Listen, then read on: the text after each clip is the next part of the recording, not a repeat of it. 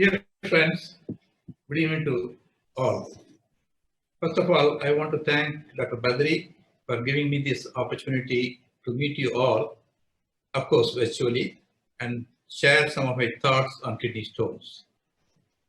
The disease is a common problem today, and 15% of the population will be affected by it sometime during their lifetime. It is probable that some of you or some of your relatives had this problem, and I hope this presentation will help you. This is a subject to which we are not exposed very much during our undergraduate and postgraduate training, unless of course you specialize in urology. Tremendous advances have been made in this field lately, and this has helped us to understand the subject in greater detail today. A variety of non-invasive and minimally invasive treatment options are now available, and not many, including doctors, are aware of them. To make it easy for anyone to understand about the disease and the treatment options available, we have created a special educational video at our hospital that should give anybody a better picture of the disease and how we deal with it. I would like you to see this video first. This will also help with the continuity of my talk and for the discussion that can follow. Video runs for 30 minutes. Some of it may be basic as it is made for both non-medical and medical people to follow. So please bear with me, and now I will start with the video. Kidney stones. Vedanayakam Hospital presents Kidney Stones. Incidence. Kidney stone is a common problem occurring in 15% of individuals sometime in their life. Incidence is more in men as compared to women. But over time, the gap is narrowing, and nowadays more women are getting stones. In the modern era, incidence of diabetes and obesity are increasing at an alarming rate. Evidence shows that these diseases contribute to increased kidney stone formation and might contribute to increased incidence of stone disease in women.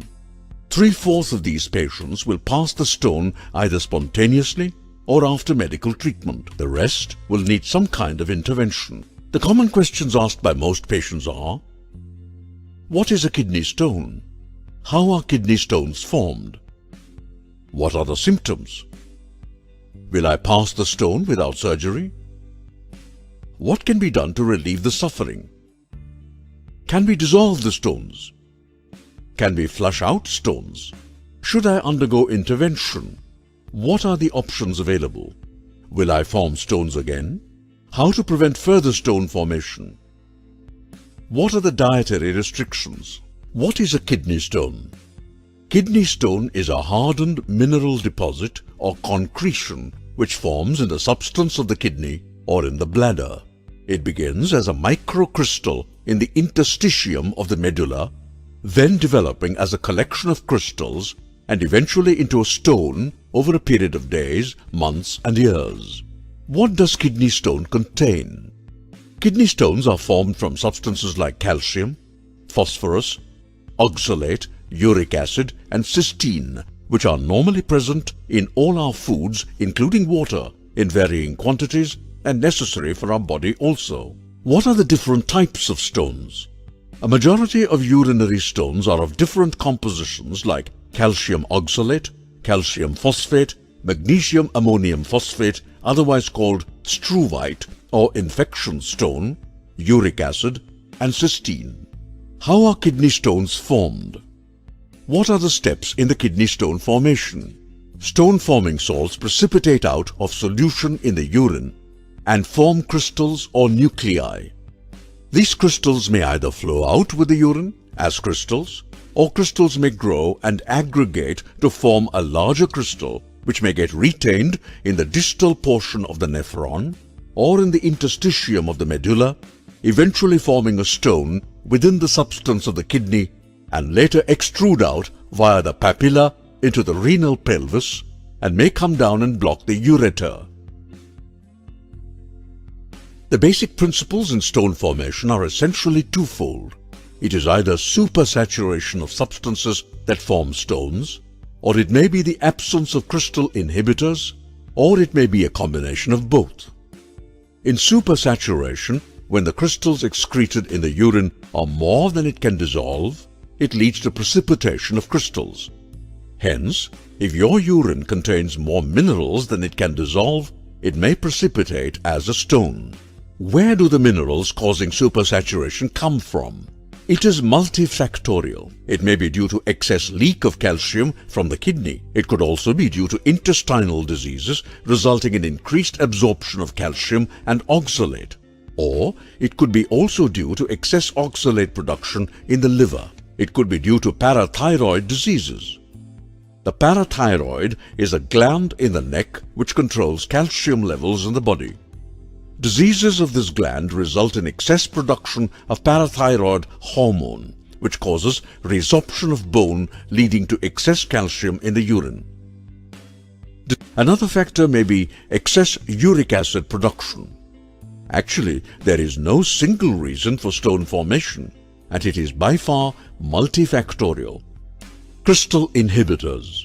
There are substances present normally in the urine of all individuals which prevent crystal aggregation by repulsing one crystal from another crystal.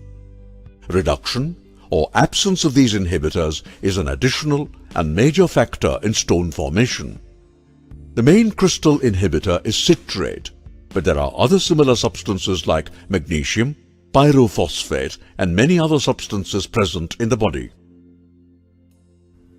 What are the symptoms of stone? Stone in the kidney can produce loin pain, particularly on movement, but even a large stone could be surprisingly silent.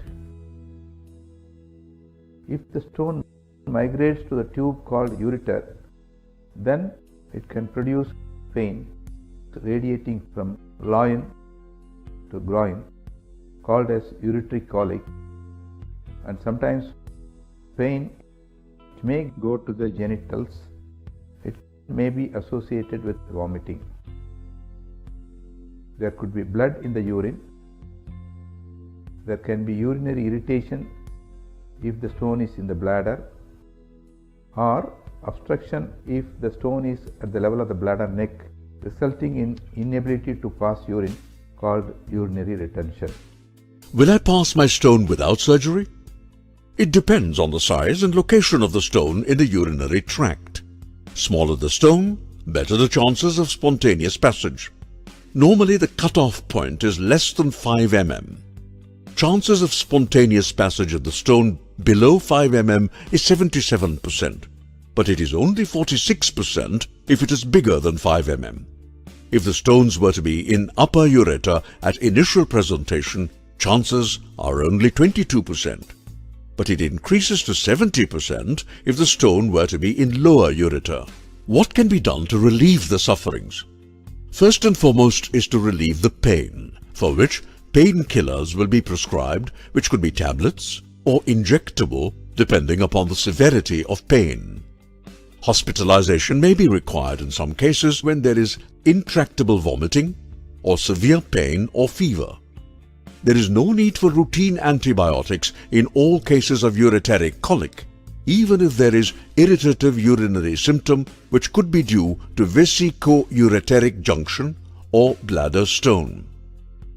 Antibiotics are indicated only when there is proven urinary tract infection or associated fever.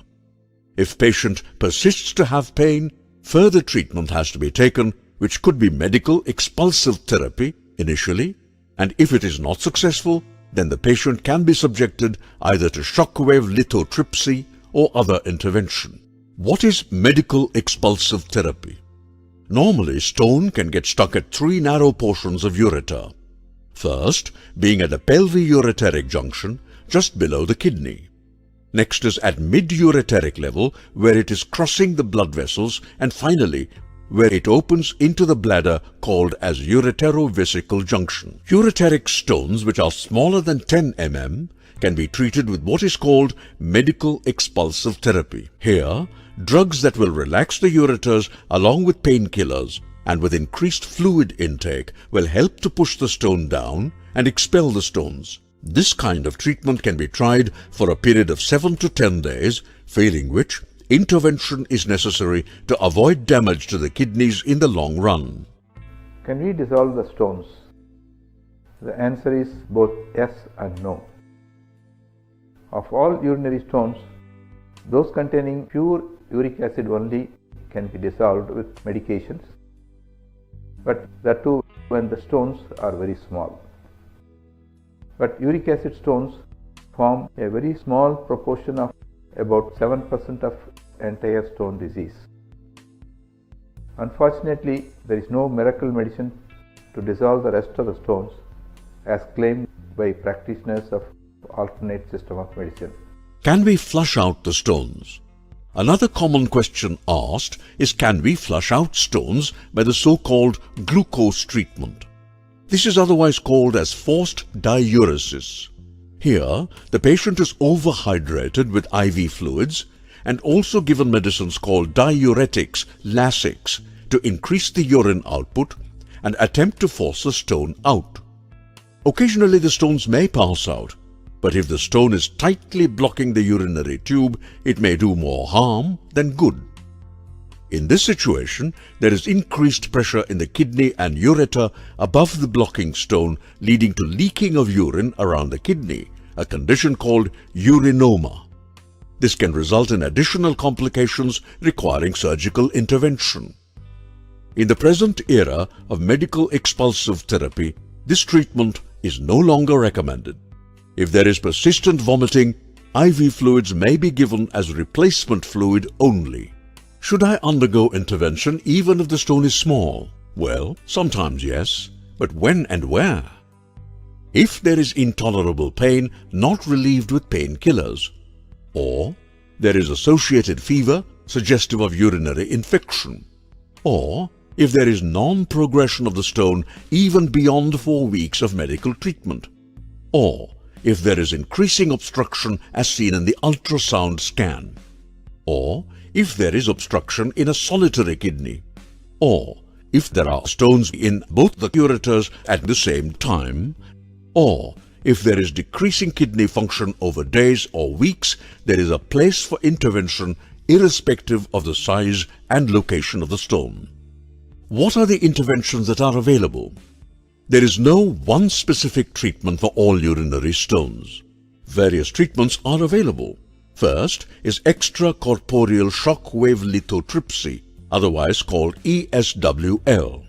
Second is ureterorhinoscopy through natural orifice with either a rigid or flexible equipment called ureterorhinoscope. A third procedure is percutaneous nephrolithotomy, a keyhole operation called PCNL. Very rarely, laparoscopy, robotic, or even the old-fashioned open surgery can be performed.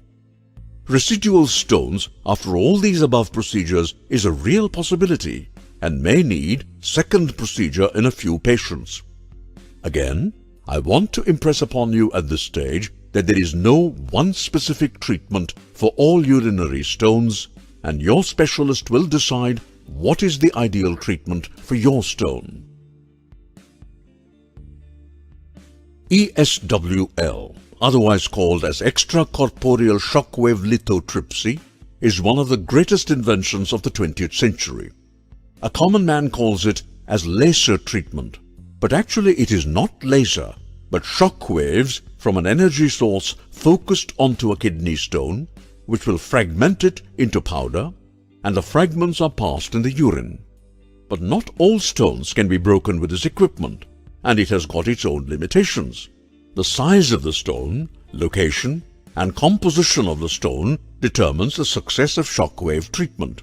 CT scan is an ideal investigation of choice, which will measure the hardness of the stone and guide the physician to make a decision. Ureterorhinoscope is an endoscope, and the procedure done with this is called ureterorhinoscopy. This could be semi-rigid or flexible.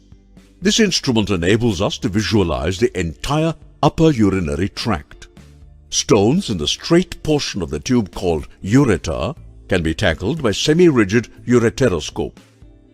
However, with the flexible equipment, it is possible to visualize the entire upper urinary tract and to treat the stones in the ureter and inside the kidneys as well. Now we'll show you a small animation and video clippings related to these procedures done by me and by my colleague Dr. Vishwaru. This is a IVP sequence. The patient has a large right renal pelvic stone. Left side, patient has 1 centimeter obstructing and symptomatic upper ureteric stone with lower calcium stone. I am going to show how I clear the left ureteric stone by using semi-rigid ureteroscopy. This is the endoscopic telescope called ureteroscope, which I am going to introduce into the urinary tube called ureter up to the point of obstructing stone. I introduce the scope through the natural orifice. You can see simultaneously the scope being passed through the ureter with the endo view as well as X-ray view and animation of the procedure. We go up to the stone. After visualizing the stone, I use laser fiber to break the stone. This is the laser fiber, which is very thin and can be passed through the endoscope up to the stone to break it into fine dust. Now you can see the laser generating machine with adjustable setting. By adjusting the setting, we can break any hard stone with this machine. Stone is being fragmented with laser into fine particles. Once we complete the fragmentation, the scope is withdrawn gradually, which is seen in the animation. This is a soft plastic tube called DJ stent, which is bent on both sides. I am going to pass the stent into the kidney over a guide wire. You can see it on X-ray being coiled up in the kidney so that it does not come down, and being coiled up lower down in the bladder so that it does not go up. This is done to facilitate passage of the fine stone dust in the matter of 2 to 3 weeks, after which it is removed. IVP X-ray of this patient shows a stone in the middle calyx of the left kidney, which cannot be removed by the semi-rigid scope because of its position inside the kidney. Now I am going to remove this stone using flexible ureteroscope. This is a flexible ureteroscope, and you can see the instrument is flexible, and this scope can be manipulated inside the kidney by use of the hand lever as shown in my right hand. This lever can be moved with the thumb, and tip of the scope can be bent downwards in either direction,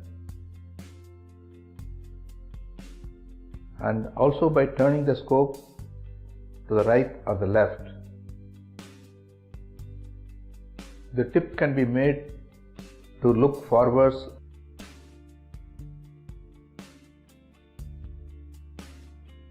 or backwards so that every part of the interior of the kidney can be visualized. Now in the insert you can see the laser fiber at the tip of the scope, and the scope is being manipulated in either direction.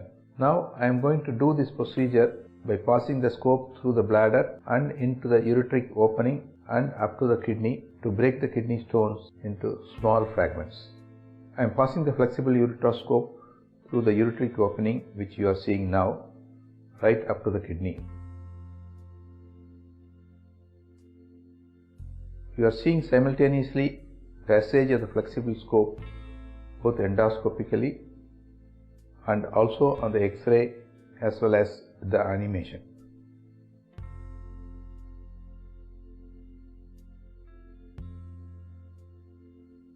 Now the scope has entered the kidney, and each and every aspect of the interior of the kidney is visualized. First in the upper portion of the kidney, and now being moved into the mid portion of the kidney, where you are visualizing the stone also, and then the scope is again passed into the lower portion of the kidney so that the entire kidney can be visualized.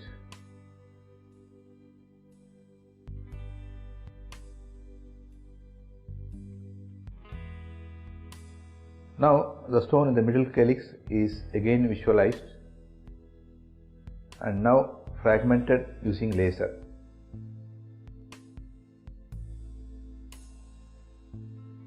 Fragmentation is continued till the fragments are only about 1 to 2 millimeters in size, about the size of the tip of the laser fiber.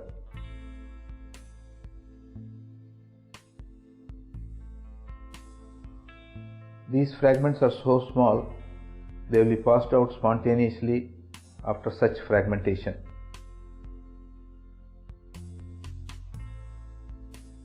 Now the scope is being withdrawn out.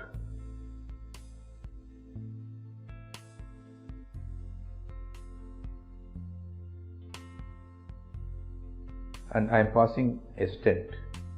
This is done to facilitate the passage of fine stone dusts in a matter of 2 to 3 weeks, after which it is removed. Next, Dr. Arul, Senior Endo-Urologist, will be explaining the PCNL. This is a large stone in the left kidney. This is otherwise called as a staghorn stone. It's occupying the entire kidney, as you can see it on this IVP X-ray.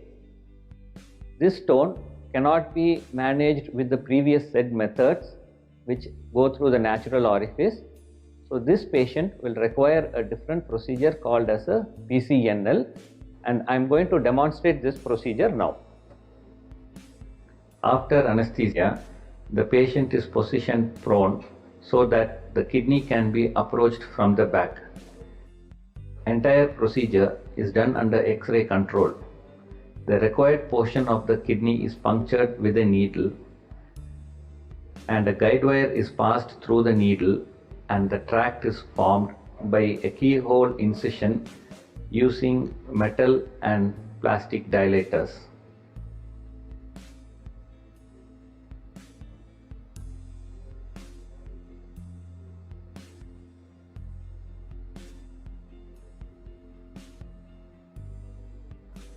Ultimately, the hollow tube called amplac sheath is left in position.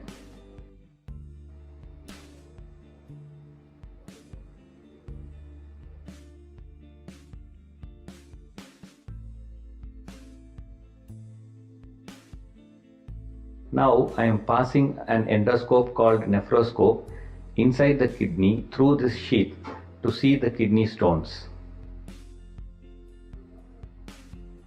Through the telescope, I am passing a stone breaking device called lithoclast and break the large stones into small fragments.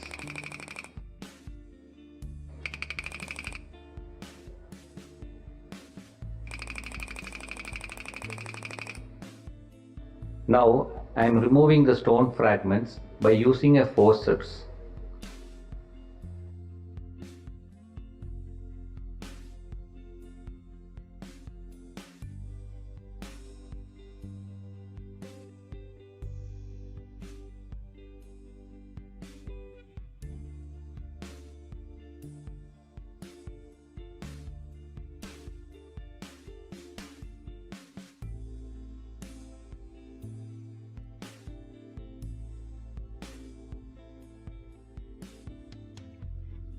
A suction device is used at the end to remove all minute stone fragments and also any blood clot within the system. Having removed all the stone fragments now, tubes called a nephrostomy tube to drain the kidney is left behind for 24 hours. Before removing, we confirm complete clearance of the stones with an X-ray the next day. You can see the large amount of stone fragments in this case, which cannot be removed by other techniques. So far, we have discussed the standard percutaneous nephrolithotomy for removal of kidney stones as popularized since early 1980s. Today, with the advent of miniaturization, much smaller equipments in the form of mini, ultra mini and micro equipments are available to do the same procedure with reduced morbidity. However, what equipment to use will be decided by the surgeon, depending on various factors, and also with his expertise with the particular equipment, with the ultimate aim being achieving best results with minimal morbidity. After all the above mentioned procedures, there is a small chance of fever due to release of hidden bacteria inside the stone during fragmentation. This may need to be treated with higher antibiotics. Will I form the stones again? Since kidney stone is a metabolic disorder, it is quite possible your chances of recurrence is about 5 to 7% in first year and about 10 to 12% by second year, and increases to 50% by the fourth year after the first stone experience. Why does this happen? Since kidney stone is a metabolic disorder in a given patient, tendency to form stones continues to be there, and unless proper care is given, it is likely to recur again and again. Probably the following X-rays and the video of an 11-year-old girl with bilateral kidney and ureteric stones who was treated by us will give you the answer. These are the X-rays of this girl with stones in both kidneys and ureter. Even after the removal of the stones by ureteroscopy on the right side and PCNL on the left side, there are small residual stones in left kidney. This is the flexible ureteroscopic view of the interior of the left kidney of the same patient, showing stones in various stages of development. Now you can see one stone which has come out and lying freely as shown in green circle, and there is another large stone which is buried under lining membrane shown in the red circle. There are many small stones buried under the mucosa as shown in the blue circle. It is possible to remove the large stone, but difficult to remove the small buried stones, particularly if these stones are present deep inside the substance of the kidney, which are not seen in the X-rays. Such stones will grow further and come out, producing the recurrence of stone at a later date. Development of stone at different depths in the substance of the kidney and extrusion is well shown in the accompanying animation which you have already seen. These buried stones are responsible for recurrence. How can I prevent further stone formation? When it comes to prevention of stone disease, one could do sophisticated and extensive blood and urine tests, which is called metabolic evaluation. There are specialized laboratories which are available in India now doing accurate kidney stone analysis and estimation of 24-hour urinary excretion of stone-forming salts, which help in decision-making regarding long-term preventive medical treatment. These tests are preferably done in patients who form recurrent stones or in children, as this is an ongoing metabolic problem. Such patients can be helped by long-term appropriate drug treatment. Unfortunately, these drugs have to be taken 3 times a day with their own side effects, resulting in non-compliance in most of these patients. However, considering the type of pain involved and possible kidney damage which could lead to kidney failure, it is worth doing these tests and take long-term medications. Specialized stone clinics where counseling is available for such patients is the need of the day. What are the dietary restrictions? Role of diet and renal stone disease, while important, is very difficult to answer. There are many myths relating to diet and kidney stones. The usual picture is that of a patient among the family of 4 or 5 members who continues to form stones repeatedly when all of them are consuming the same diet. If diet has anything to do with stones, then the entire family should form kidney stones. While it is true for certain familial disorders, in the vast majority it is not so. Nevertheless, restriction of certain foods will help to reduce the recurrence of stones. First item on the dietary restriction is quantum of meat, seafood and poultry consumed. Proteins and meat products will increase the uric acid and reduce citrate in urine, both of which are conducive to stone formation. Hence, it seems reasonable to reduce quantum of non-vegetarian food to 1/4 of your usual consumption. Next on the list of dietary restrictions is related to salt consumption. It is reasonable to take salt with cooked food, but one has to reduce the intake of added salts in the food like salt with curd, pickles and chips. Sodium present in the salt increases the excretion of more calcium in the urine, resulting in stone formation. The next dietary restriction is to reduce green leafy portions like spinach, broccoli to a minimum. These green leafy portions contain more oxalate, which is likely to bind with calcium to form stones. The most important point is to increase the fluid intake to produce at least 2 liters of urine within 24 hours. Without adequate fluid intake, no amount of dietary or medical treatment will help in reducing recurrence of kidney stones. There are lots of myths about vegetables with seeds like tomato, brinjal, lady's finger and others, whether they cause increased stone production. Probably this idea came from the alternate systems of medicine. Research today has found that tomato is beneficial for stone disease. Another common myth is related to banana stem extract and its ability to dissolve stones. There is no proven benefit. The take-home message is, depending on the weather conditions, patients with kidney stones should drink enough water to produce a minimum of 2 liters of urine per day or more. They should restrict intake of non-vegetarian food, salt and green leafy vegetables. If the patient is young or getting recurrent stones even after treatment, such people should undergo a complete metabolic evaluation with special blood and urine tests. If the kidney stone is available, it should also be analyzed. Uninterrupted long-term medications may help patients with recurrent stones whose metabolic evaluation could pick up any definite cause for such stones. A regular medical follow-up with yearly abdominal scan, blood and urine tests may pick up stone at a very early stage, and early intervention could be done if necessary.